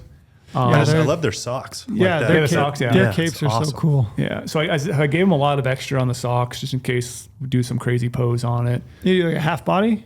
No, So like I'm just gonna do a shoulder. another shoulder pedestal type thing. Yeah, but I gave him a lot towards the back end just in case he wants to do a crazy hard turn on it. And I always love, like, I told my taxidermist when I dropped him off this last weekend, I drove up to Utah, dropped my Audad off, dropped that. I was like, you're an artist, like you really are. He's like, what kind of pose do you want? I'm like, whatever you think looks best to you is what I think will probably be best as well, because this is your world and you're a true artist. Like, do what you think looks best to this animal. Like, I'll give you all creative freedom to do what you want. And I think a lot of times I might appreciate that. Like, I don't care. I want to look in one way or the other. Whatever way you think looks best. I gave you a lot of hide so you can do whatever you need to do with it. What are you going to do with the broken horn? I'm fixing it. You are. So instantly. Oh, man, that's the other one I knew you'd do. Yeah. I was like, I think you'll fix it. But here's the thing. I wouldn't fix it normally, but like that animal's never growing that back again. It's a horned animal. He's never going to grow back. He broke it at some point because he's whatever. Maybe he broke it fighting. Maybe he broke it on some yucca or whatever it could be. Like, he broke it. And my taxidermist instantly, I was like, yeah, I passed him up on the first day because he was broken. And he texted me when I was out in the field. He's like, I can fix that, right? It's the easiest fix ever. These are the things I think about on my morning runs. What I'm thinking, I wonder if Brady will fix that horn. And then I got to thinking, if you do decide to fix that horn, do you make just a mold of the opposite horn? Yep. And match it? and match it? Yeah, so he told me, he like, when I was texting him saying like, yeah, I'm thinking about getting it fixed. And he's like, that's the easiest fix ever. And the way it broke too, it broke above all the knobs. Like they have those like round knobs, ridges, little ridges on their horn. And since the horns were so long, he broke way above all those ridges. So at the point where he broke was just smooth.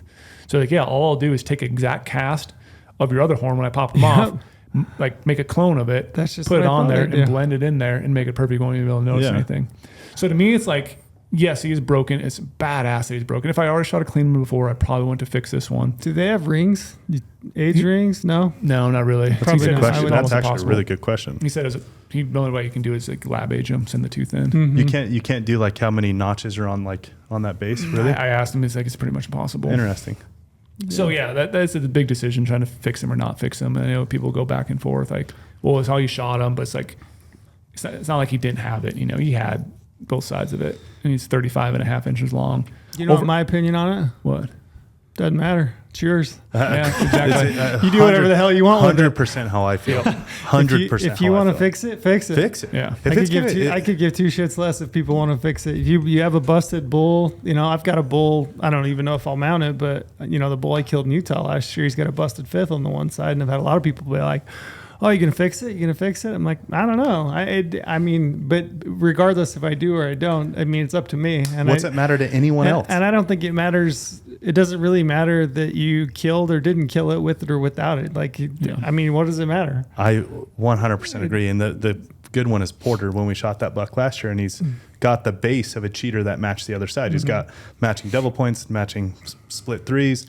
He's had matching flyers. One of them was broken off, and he was just going back and forth. Should I fix it? Should I fix it? I'm like, what does it matter? Do whatever you want to do. If you're going to look at it and it's going to drive you crazy, fix it. Who gives a shit? Doesn't matter. I killed a muzzleloader buck that had matching cheaters, and I hunted him during the bow hunt. He had both cheaters, and then opening day of the muzzleloader hunt, I killed him, and he busted the one side off. And I had my buddy Josh mount it, and he fixed it. He repaired it, and it looks awesome. But I don't ever look at that and be like, "Oh yeah, I didn't have that cheater." It just doesn't matter to me. It's so like, funny. It's so funny. The people feel pretty strongly about it too, which is odd to me. It's like you didn't kill it, bro. What does it matter? That's my opinion on it. Is just like, doesn't matter. It's his. And he do whatever the hell he wants. It's gonna hang in his house. Yeah.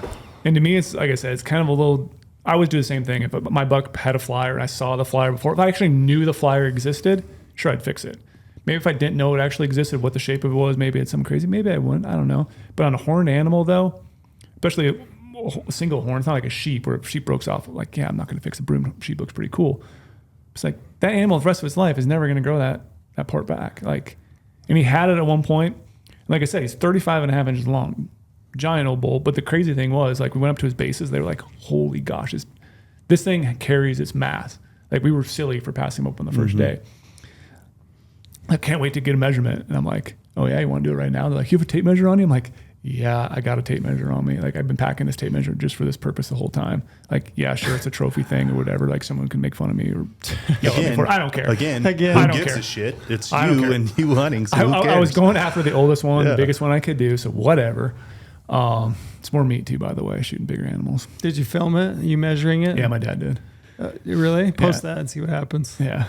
You should, just for fun. Let's do a social experiment. This is my favorite part about social media is the opinions. I love looking at the opinions. It's so crazy that they feel so strongly that they are mad at somebody they don't know. Well, and I think it's great. I could care less. It's great. I mean, I exactly. have an opinion. Everybody has an opinion. It's okay. Feel free to express it. But do you feel strongly enough to like be mad at somebody? No, but in the grand scheme of things, I also don't care enough. Yeah, I'm just gives a shit. whatever. Someone did that when we were measured out my dad's Marco.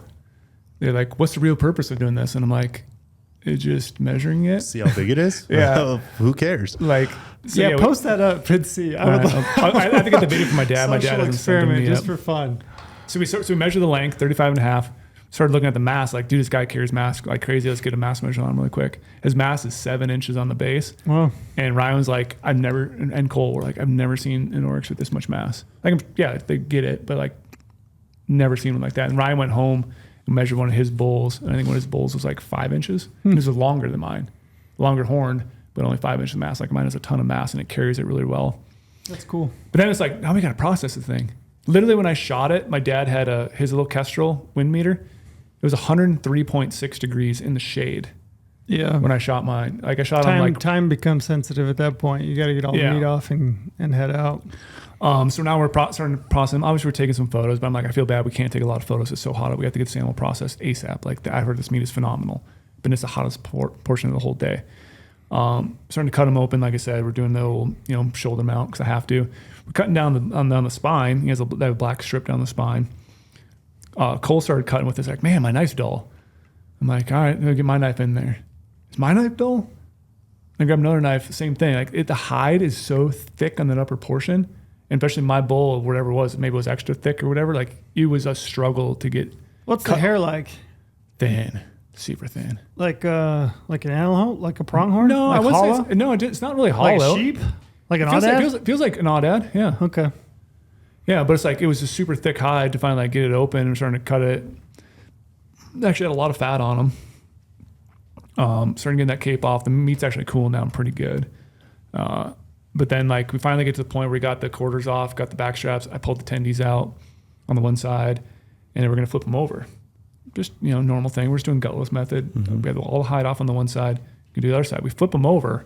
We start cutting that back quarter area off, and so his backside on the hide was leaning against a rock the entire time we were cutting up the other side. So once we flipped that open, got the hide off, that meat where that Oryx was sitting on the leaning against the rock was cooked. Really? The meat was cooked through the hide because Holy that rock shit. was so hot. You shave some off and eat it? Should have. Little sushi.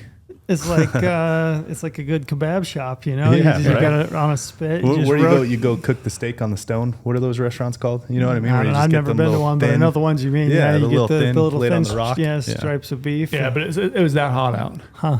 And That's so wild. we're throwing everything in, finally get everything taken care of. Like, we got to get out of here. We have, maybe it was a little over a mile, maybe a mile and a quarter hike back to the side-by-side. But Dad went off first. We finally loaded the meat up. Luckily, we had 3 of us there. We split everything up.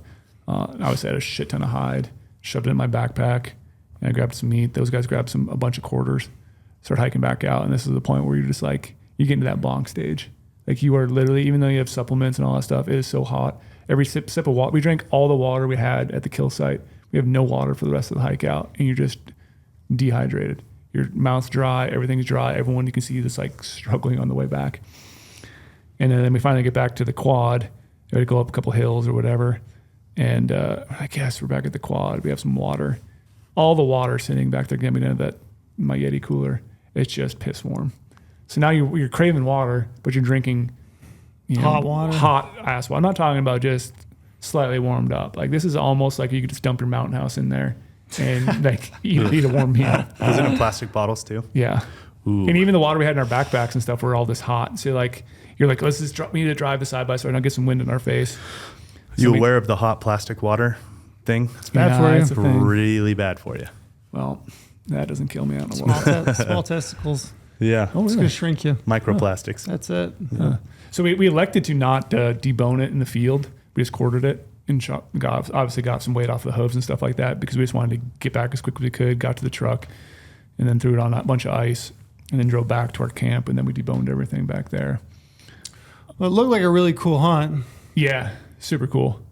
I mean, I hope everybody gets the opportunity to go. I do know. too. Especially the guy Yeah, on. honestly, I do. I mean, I don't know that if you've convinced me. I think they're a cool animal, but I hope anybody that has the interest in it, I hope they all get a chance to draw a tag and go hunting. And I mean, you can say They're what you super will about cool. odds and what we do for odds, but I genuinely hope that people apply and get a chance to go hunt. Yeah, and this is to the guy on Facebook that was giving you shit for it. Like, to this point, I'm not applying for it next year. I'm really interested in it, but Yeah. I'm not applying for it. Because there's no points in New Mexico. Like, I might at some point down in the future, but for the next couple years, like, I'm just not in it to go Oryx hunting. I want to after hearing it, but I'm not applying.